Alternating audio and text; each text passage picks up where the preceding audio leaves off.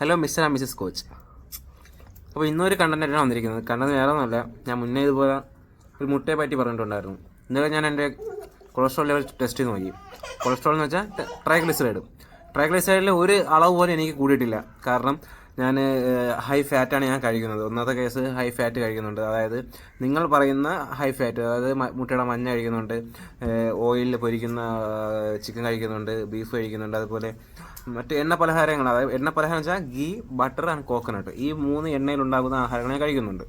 പക്ഷേ ഞാൻ കാർബോഹൈഡ്രേറ്റ് അളവ് കുറച്ചിട്ട് ഇതുപോലെ അനിമൽ സോഴ്സുള്ള സാധനങ്ങളായിരിക്കും ഇതുപോലെ ഫ്രൈ ചെയ്ത് കഴിക്കുന്നത്.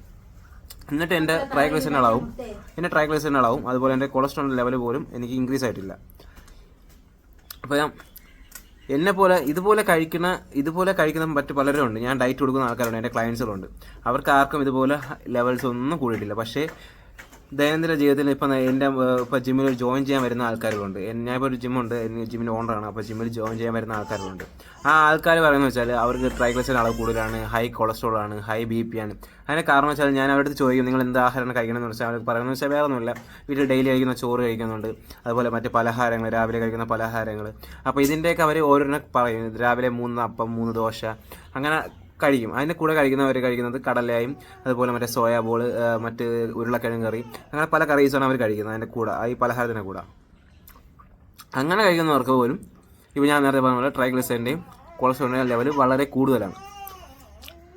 പക്ഷേ ഇത്രയും ഫാറ്റ് കഴിക്കുന്ന എൻ്റെ ലെവലോ വളരെ കുറവാണ്. ഇതിൻ്റെ കാരണം എന്ന് വെച്ചാൽ നമ്മൾ ഈ ഹോൾ എഗ്സ് ഇത് കഴിക്കുന്ന ഫാറ്റ് എന്ന് വെച്ചാൽ ഗുഡ് ഫാറ്റാണ്. ഇത് കഴിച്ചെന്ന് പറഞ്ഞാൽ നമുക്ക് ഒരു ലെവലും ഒരിക്കലും കൂടാൻ പോകുന്നില്ല.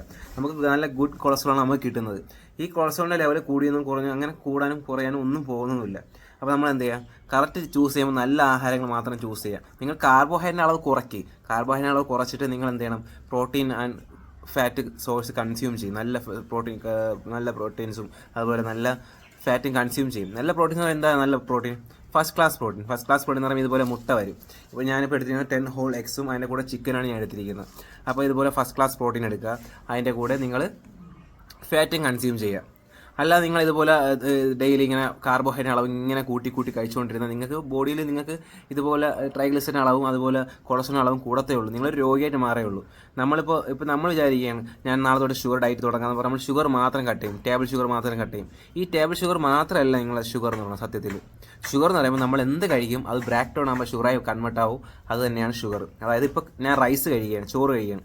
ഈ ചോറ് ഞാൻ കഴിച്ചാൽ അത് ദഹിക്കുമ്പോൾ അത് കൺവേർട്ട് ആകുമ്പോൾ അത് ഡൈജസ്റ്റിംഗ് പ്രോസസ്സിൽ എത്തുമ്പോൾ അവിടെ കൺവേർട്ട് ആവുന്നത് ഷുഗറായിട്ട് തന്നെയാണ്, ഷുഗർ മോളിക്യൂൾസ് ആയിട്ടാണ് കൺവേർട്ട് ആവുന്നത്. അപ്പോൾ അവിടെ നമ്മൾ ബ്ലഡ് ഷുഗർ സ്പൈക്ക് ആവും. അങ്ങനെ നമ്മൾ ഇങ്ങനെ പതുക്കെ ഡയബറ്റീസ് രോഗത്തിലോട്ട് മാറും. അപ്പോൾ നിങ്ങൾ എന്ത് ചെയ്യുക, കാർബോഹൈഡ്രേറ്റ് അളവ് കുറയ്ക്കുക. ഒറ്റയടി കുറയ്ക്കാൻ പറയുന്നില്ല, പതുക്കെ ഡയറ്റിലോട്ട് വരിക. നിങ്ങൾ അതുപോലെ വർക്കൗട്ടും ചെയ്യുക. ഓക്കെ, നിങ്ങൾക്ക് എന്തെങ്കിലും സംശയം ഉണ്ടെങ്കിൽ എന്നെ കോൺടാക്ട് ചെയ്യുക, ഞാൻ നിങ്ങൾക്ക് പറഞ്ഞു തരാം. അപ്പോൾ എഗ്സ് കഴിക്കുക, നല്ല രീതിയിൽ തന്നെ കഴിക്കുക. നിങ്ങൾക്ക് ഹംഗർ ഉണ്ടാകുമ്പോൾ കഴിക്കുക, ടേസ്റ്റ് ഉണ്ടാകുമ്പോൾ വെള്ളവും കുടിക്കുക. ഓക്കെ, അപ്പോൾ നിങ്ങൾ ശ്രദ്ധിക്കേണ്ട ഒന്നാമത്തെ കേസ് കാർബോഹൈഡ്രേറ്റ് ലെവൽ കുറയ്ക്കണം. അല്ലാതെ ഇൻക്രീസ് ചെയ്താൽ നിങ്ങൾ രോഗിയായിട്ട് തന്നെ മാറും. ഇത് മറ്റുള്ളവരും പറഞ്ഞു തരത്തില്ല. കാരണം വെച്ചാൽ നമ്മൾ രോഗിയായാൽ മാത്രമേ, ഇപ്പോൾ ഒരു ഹോസ്പിറ്റൽ ഡോക്ടർ ഈ കാര്യങ്ങളൊന്നും പറഞ്ഞില്ല. അവർ കൂടുതൽ നമുക്കൊരു പനി വന്നാൽ പോലും അവർ പറഞ്ഞാൽ എന്താ, കഞ്ഞി വെച്ച് കുടിക്കാനേ പറയത്തുള്ളൂ. കാരണം ഈ കഞ്ഞി വെച്ച് കുടിക്കുമ്പോൾ നമുക്ക് അവിടെ ഒരു എനർജി ബൂസ്റ്റ് ആവും, അവിടെ ഇൻസുലിൻ സ്പൈക്ക് ചെയ്യും, നമുക്കൊരു എനർജി കിട്ടും. കഞ്ഞി വയ്ക്കുമ്പോൾ നമുക്ക് ഒരു ഷുഗർ കഴിക്കുമ്പോൾ എനർജി കിട്ടും. ആ എനർജി നമുക്ക് കിട്ടി അവിടെ നമുക്ക് പനി, അവർ ആൻറ്റിബയോട്ടിക് തരുന്നു, പനി മാറുന്നു. നമ്മൾ ഈ കഞ്ഞി കുടിച്ചതിൻ്റെ ഇതായിട്ട് നമുക്ക് നാളെ ഇതിങ്ങനെ കുടിച്ച് നമ്മൾ ഇങ്ങനെ വരുമ്പോൾ നാളത്തെ കാലത്ത് നമ്മൾ വേറെ രോഗിയായിട്ട് വീണ്ടും ആ ഹോസ്പിറ്റലിൽ തന്നെ ചെന്നെത്തും. ഇതാണ് അവരുടെ ബിസിനസ് ടാർഗറ്റ് എന്ന് പറഞ്ഞാൽ. ഇത് ഡോക്ടർമാർ ആരും പറഞ്ഞില്ല, അവർ ഇത് കഴിക്കുക അത് കഴിക്കുക ഒന്നും പറഞ്ഞു തരില്ല. അവർ പറയുന്നതെല്ലാം കാർബോഹൈഡ്രേറ്റ് മാത്രമേ അവർ പ്രൊമോട്ട് ചെയ്യുള്ളൂ. അതെന്ന് വെച്ചാൽ ഇപ്പോൾ എൻ്റെ ജിമ്മിൽ ക്ലയൻറ്റ്സ് വന്നാലേ എനിക്ക് സാലറി കിട്ടും, അതായത് എനിക്ക് പ്രോഫിറ്റ് കിട്ടത്തുള്ളൂ ക്ലയൻറ്റ് ഉണ്ടെങ്കിൽ. അതുപോലെ രോഗികളുണ്ടെങ്കിൽ ഡോക്ടർമാർക്ക് ജീവിക്കാൻ പറ്റും. അത് ഡോക്ടർമാരെ കുറ്റം പറയണതല്ല, നല്ല ഡോക്ടർമാരുണ്ടാവും, ഇതിൻ്റെ കൂടെ ഇങ്ങനത്തെ ഡോക്ടർമാരുണ്ടാവും. അപ്പോൾ നിങ്ങൾ കാർബോഹൈഡ്രേറ്റ് കുറയ്ക്കുക. Okay, stay healthy, stay safe. With love, mister coach.